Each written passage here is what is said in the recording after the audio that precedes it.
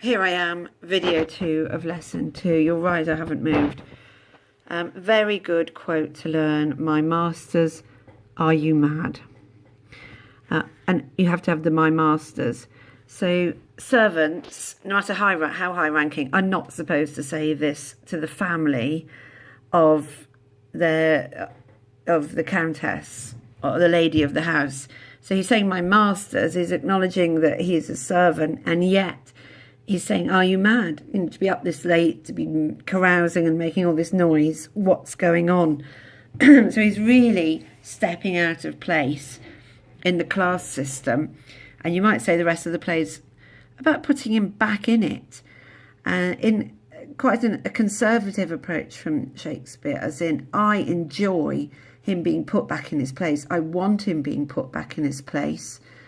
Even though, as a sort of modern person, I'm meant to enjoy people rising up the ranks and refusing to accept their place, I still want Malvolio kicked down.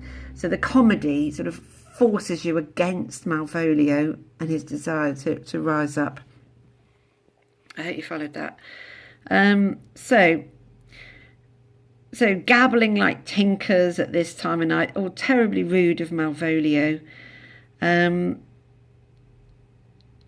Is there no respect of place, persons, or time in you? Very important. In a way, you could say it's him. They're not respecting it. It's 12th night. Neither is he. He shouldn't be talking like this. And Sir Toby doesn't take him seriously at all. He refuses to engage here. So that would be a nice thing to say. Refusing to engage. R-E-F. You write the rest of it. So Toby, I must be straight, we call it. They call it round. I must be round with you. And he gives him a thorough telling off. You can leave if you can't improve. She's very willing to let you take leave of her. If you can't do it, she's willing to bid you farewell if you can't improve.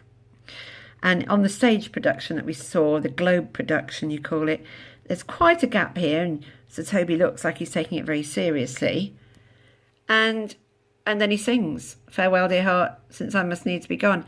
He is not going to listen to a telling off from a steward. So big gap. You think, oh, what's happening? And then he's just dismissing it.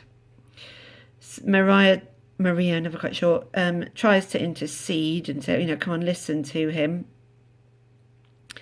But Feste carries on the song there. So there they are, singing at him, refusing to listen, won't take it seriously from someone of his stature. And then here is an ironic, sarcastic line is, oh, you look great. This is great credit to you. Really criticising them. In the Globe production, he said that straight to Maria. This is all your fault. This is credit to you. And I know about it. So there's a threat to Maria right there. And they're carrying on singing, not listening to him. But then Sir Toby finally decides to tell him off back, to reprimand him.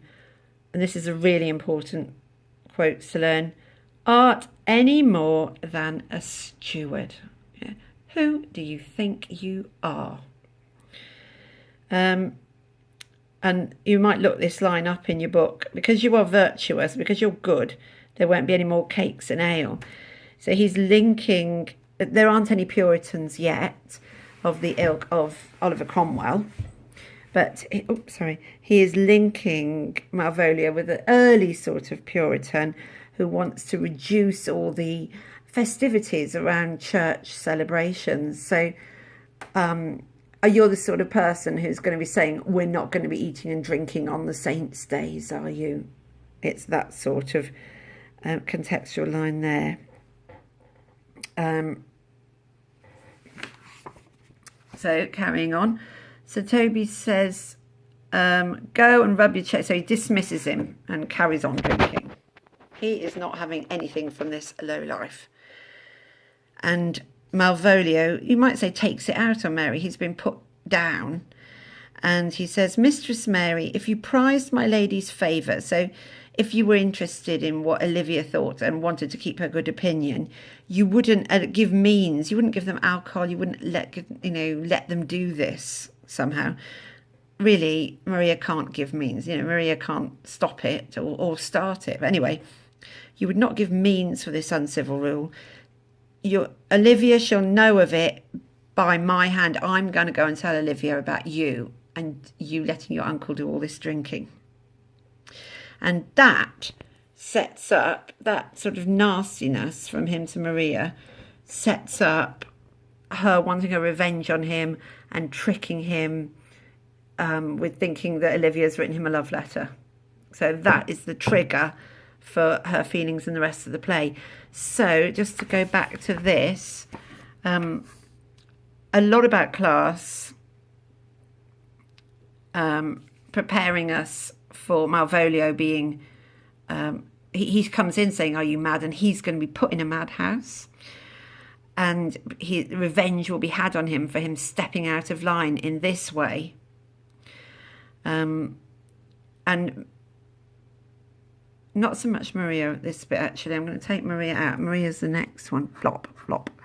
So it's more to do with class and ignoring him and him stepping out of line.